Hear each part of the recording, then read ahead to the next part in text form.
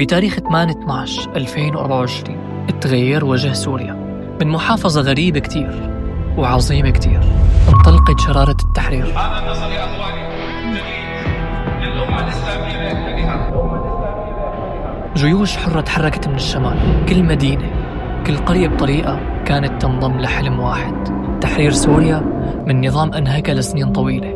اليوم رح نزور هي المحافظة، الدولة الحرة التي نهضت من وطن كان أسيرا. اليوم رح نزور إدلب، عاصمة التحرير.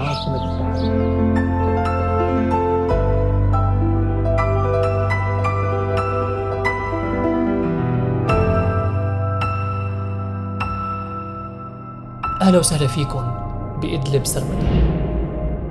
مدينة إدلب يلي هي المدينة الرئيسية، سرمدة يلي هي فعليا كانت ريف لإدلب، وفوق سرمدة في أيضا ضيعة تانية اللي هي اسمها الدانا. بهذا الطريق عم يقول لي صديق إنه غالبا بيكون مكتظ كتير بالناس، بس ليش؟ بعد التحرير وبعد ما فتحت التجارة بين سرمدة يلي كانت من قبل كدويلة صغيرة على باقي المحافظات التانية، بلشت أهالي المحافظات التانية أصحاب الماركتات الكبيرة أو أصحاب المشاريع اللي عندها أو اللي بدها مواد غذائية تجي على هذا السوق اللي اليوم جمعة للأسف مسكر، وتجي تتبضع البضاعة اللي بدها إياها وتحمل حالها وبعدين ترجع على محافظاتها.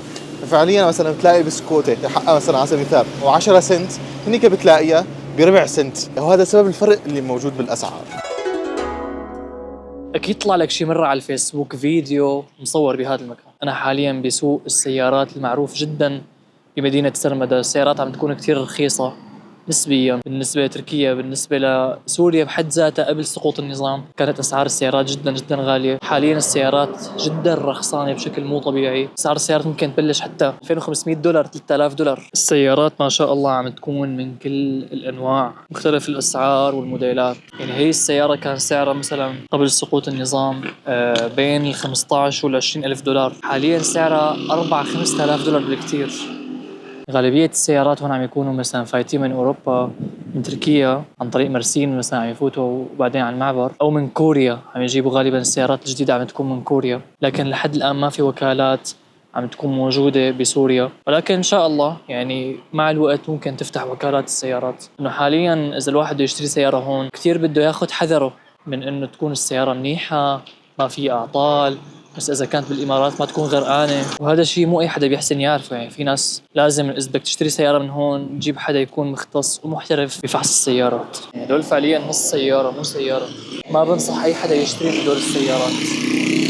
بتكون هون سيارة قصة، يعني بيجيبوا أجزاء من سيارات وبيدمجوها مع بعضهم عشان يطلعوا سيارة كاملة. السيارات هدول بيكونوا رخاص، ولكن ما بنصح حدا يشتري منهم. كلنا بنعرف إنه مدينة سرمدة كانت محاصرة من قبل النظام، وهذا الشيء أدى إنه تكون عم تعتمد على حالها بكل المجالات تقريبا. هيك بتلاقي في عندك مصانع، معامل، حتى السيارات اللي هلا كنت عم أجيكم إياها اللي هي عبارة عن قصات ما كان فيهم يدخلوا سيارات، وبالتالي كان هن عم يصنعوا السيارات، عم يجيبوا أجزاء من سيارات، الأجزاء اللي ما فيها شيء ويدمجوها ويطلعوا منها سيارة كاملة. أيضاً كثرة السيارات بتعمل تلوث مو طبيعي. أنا مثلاً حالياً ريحة هواعية تقريباً كلها دخان، يعني أنا ما بدخن، ولكن كله موتورات وسيارات يدفع المازوت، بتلاقي كثير في تلوث. يعني أول ما أجيت مثلاً صار في عندي كثير سعرة لأنه كثير في تلوث. صدمة أخرى في سرمدة، إنترنت مجاني بنص الشارع. وممكن تشوف الحداثة بالبناء بسرمدة وبالدانا بسبب إنهم كانوا ضيعتين واضطروا أصلاً عم يساويها. وصلنا هلا لشارع المولات اللي هو اكثر شارع معروف بإدلب. اغلب المولات هون عم تكون كليات اواعي، محلات اواعي. اللي ورايا هذا هو المول الصيني. بصراحه ما بعرف شو فيه، ما بعرف اصلا اذا صوتي واصل من كثر الموتورات وهيك، ولكن راح نفوت هلا على المول نشوف شو بتلاقي.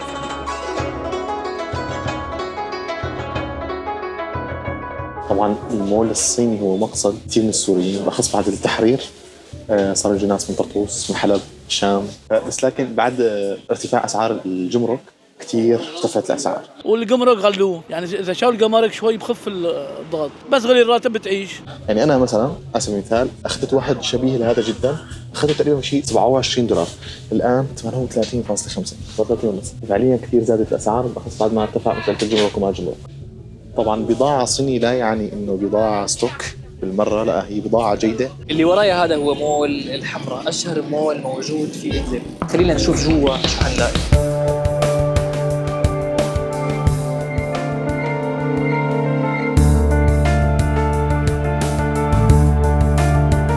محل شاشات عم يكون في عنده الاسعار جدا منيح. هي مثلا $300. هي الماركة شو؟ شغال هي سورية ماركة سورية هي. في بتركيا. ماركة تركية 50 سعرها $300 $175. في اندرويد وما بعرف شو مليون شغله. معلم سعر الشاشة هديك والله قديش شايلي هون. أكتر دقة فيهم إنه وحدة. في 55 نظام جوجل تي في. هي اللي تحت قديش؟ $390 معهم كفالة سنة.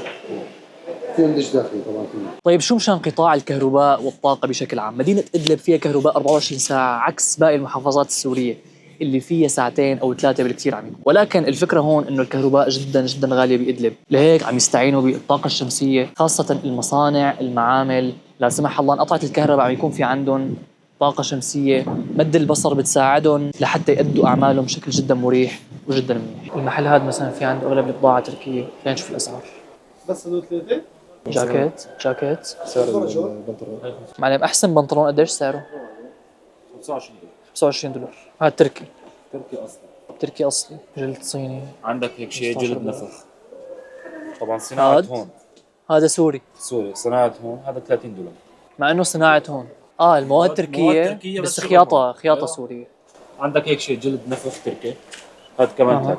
هذا كمان خياطة تركية ولا؟ هذا التركي هذا تركي هذا تركي هذا سوري. التركي شغل هون. وممكن نشوف عنصر البناء موجود بسرمدة أما ولا بالدانا، وهذا الشيء بيرجع لأنه هن كانوا ضيعتين واضطروا لحتى يصيروا مدينة لحتى يحتووا العالم اللي أو أعداد العالم الهائلة اللي كانت موجودة هون. حتى إلى الآن موجودين، ولكن ما اليوم جمعة فالعالم كلها بيوتها وقاعدة وحاليا بكون عم يفطروا فول.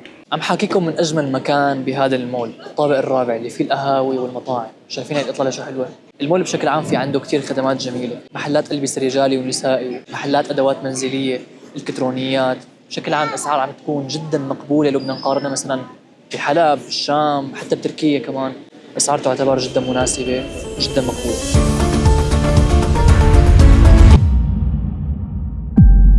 هي الدانا اللي كله بيحكي عنها انه مكان مولات وما بعرف شو كذا.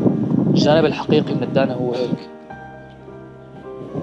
اطفال للاسف بالمخيمات. هون ورانا في عنا خيمه بعز البرد بعز المطر عم يكونوا. الخيم هي ما راح تحميهم من المطر، ما راح تحميهم من البرد. كمان برجع عيد مره ثانيه رجاء للاعلاميين حاولوا تصوروا هي الاماكن، لانه فعلا تجميل الواقع ما له شيء منيح. لازم تنقلوا الصورة بشكل حقيقي، ما تقدروا تحطوه بصورة براقة وجذابة بس مشان تجيبوا مشاهدات. اوكي؟ فطريق المولات او المولات اللي عم يحكوا عليها والحداثه وهي الامور يلي كتير منتشره بين السوريين هي فقط شارع واصل بين سرمدة وبين الدانا. صراحة بعد ما شفت سرمدة على أرض الواقع تبين لي إنه ما لا أبداً مثل الشيء اللي بيورجينا هالإعلام. إدلب الحديثة والمتطورة هي عبارة فقط عن شارع واحد أو حارة واحدة اللي فيها المولات والمطاعم وهي الأماكن. إدلب أغلبها عبارة عن أحياء فقيرة جداً ومخيمات. الحقيقة سرمدة أغلبها هيك عم يكون.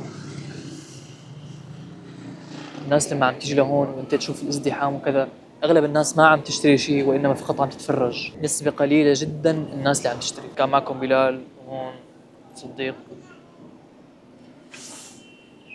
مع السلامة. شايفين هي الإطلالة الرهيبة؟ هي مستحيل تلاقوها بأي مكان. بالله بلال أخرنا يا زلمة. يلا